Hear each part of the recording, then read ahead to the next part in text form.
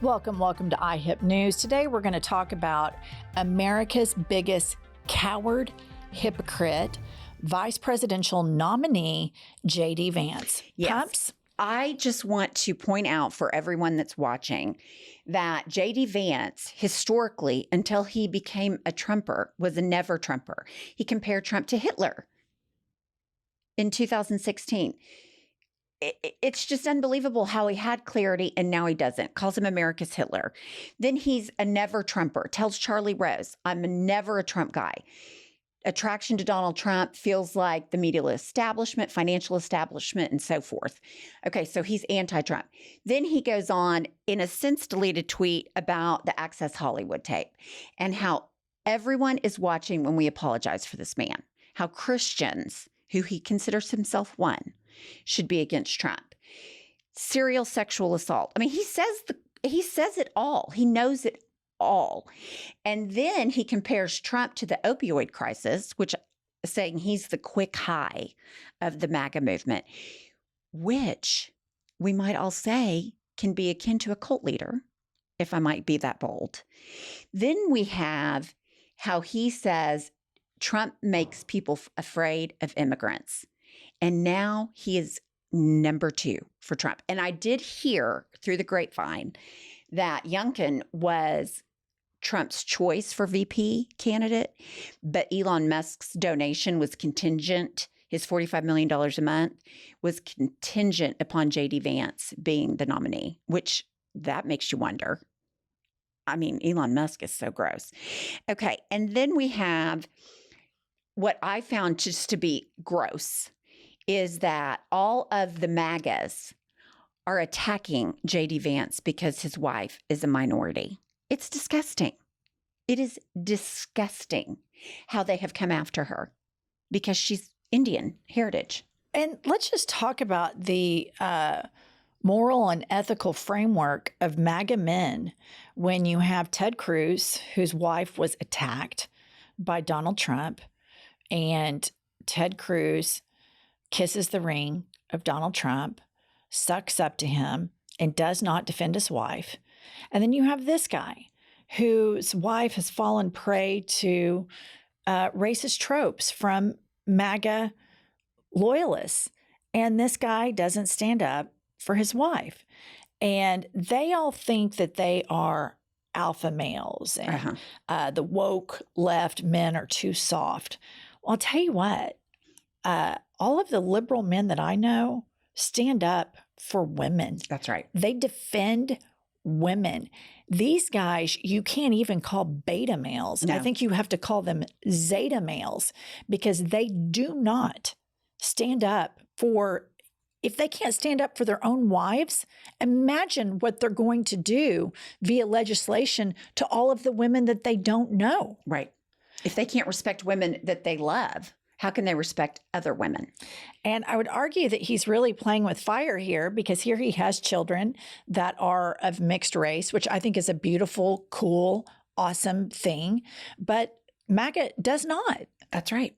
They don't. And I just find it interesting that their dear leader picked this person, but they can't even, they're so racist, they can't even come around and support her. I mean, it's really. Well, the reason that they wanted J.D. Vance is he is friends with Peter Thiel, and he is a billionaire, Silicon Valley bro, gay, and a MAGA supporter. And why is he a MAGA supporter? Because it's financially beneficial to him. And Zuckerberg and Musk and others, you see this new wave of billionaires that are morally corrupt and that they want more power. They don't want regulations on their platforms.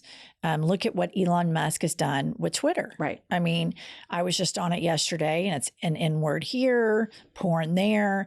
I mean, it is just absolute dumpster fire. And it's, of course, all of these morally bankrupt people are all in the same place. But I just think it's especially degrading that these men, these MAGA men, will not stand up for women even their wives. Right. It's really gross. And just so I did a little deep diving on J.D. Vance's policies. What does he believe in politically? What are his policies? Okay. He's anti-abortion from the jump. Legal, a national federal ban. He believes in banning no-fault divorce.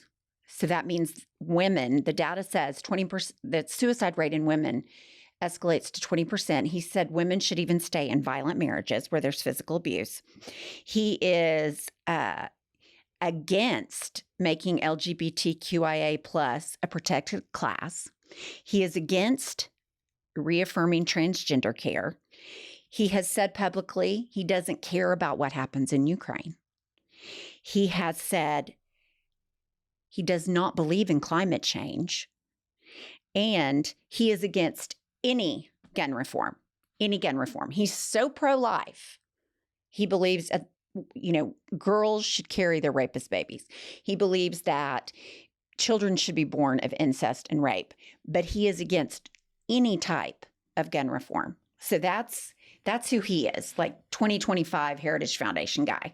Well, and I would argue that it is the opposite of being pro-life if you don't care about the quality of life. That's right. The J.D. Vances and the Heritage Foundations and the convicted felon Donald Trump and all the sycophants, they care more about embryos in a petri dish. And they care more about the rights of guns than they do about children getting shot by guns. And you would think that after there was an attempt on Trump's life, that maybe there would be clarity. No, they all just put maxi pads on their ears, right? Like the cult that they are. And it's just, these people are so at their core, so morally defunct, but they parade it out as though they are so morally superior because they're Christian. That's right. They hide behind it. And they weaponize their Christianity to further marginalize people. But these people do not give a shit about women. No. Because they cannot even take up for their wives. They cannot defend their wives. So people want to talk about, the nuclear family, construct. Think about what J.D. Vance's kids have to think about when they hear all these racist attacks on their mother, which they are an extension of their mother, which then ricochets down to them. Think about Ted Cruz's kids who hear Donald Trump attack Heidi Cruz, and they see their dad barnstorming the country, basically in tears, crying on Fox News if people don't support him. And this is how these men even treat their own wives. Of course, they don't want us to have birth control. Of course, they want 12-year-old rape victims to have their babies. A lot of these men are pushing to lower the age of consent. Yes. They're pushing to lower the age of marriage. I saw one clip of some nut, some rube in some red state arguing about screwing his cousin. I mean, these people are, it's just Iron Age magical thinking. But these people are so dangerous because they're seeking power. Right. And in their power, they want to hurt women, and they want to institutionalize sexism and institutionalize bigotry towards Black and brown people and the LGBTQIA plus community. It's wild to me that there is even a conversation as to which party to vote for right now. Yeah, it just seems absolutely like a no-brainer. And then we have, did you know that J.D. Vance has written a book?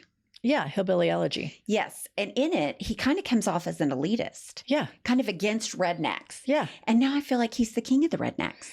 But this is what happens with people that are engaged in Trumpism. And I saw this on a local level when Trump first came out in 2016.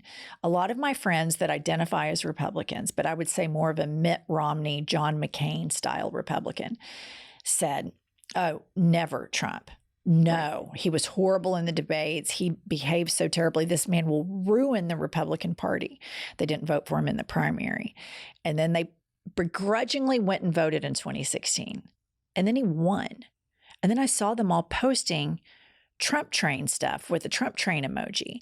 And everybody surrounding Trump gets drunk and captivated on this power to be cruel to marginalized people.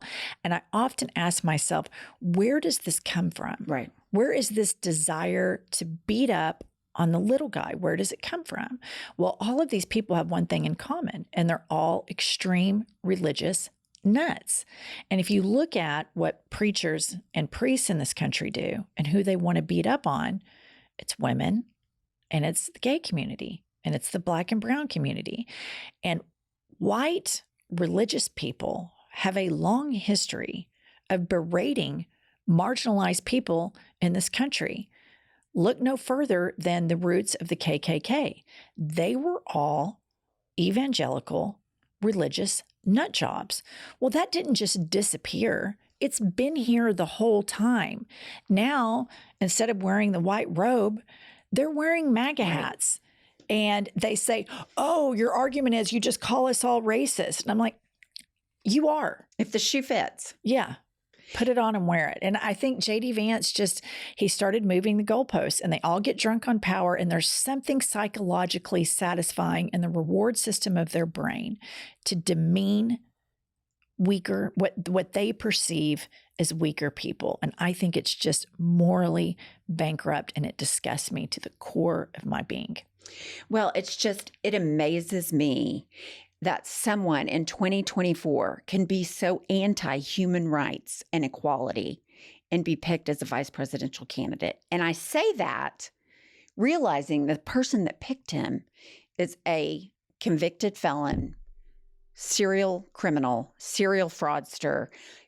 I mean, just everything bad you can say, that's what Trump is. So it's no surprise, but the fact that there's a platform and there will be millions and millions and millions of people that are for that, it's very disheartening. There is no decency in a vote for the MAGA ticket. No. There is no decency. You have done a calculation where you have sold a part of your decency because you think somehow you're personally going to benefit from some tax break somewhere, and you're okay with that. And I say, just own it. If that's what you are, just own it. But to me, it's the moral duplicity in this country, particularly on the right, could be the doom of us. And I just think it's disgusting. Absolutely. All right, stick with us for more hot takes. It's so entertaining. Tap the vein. So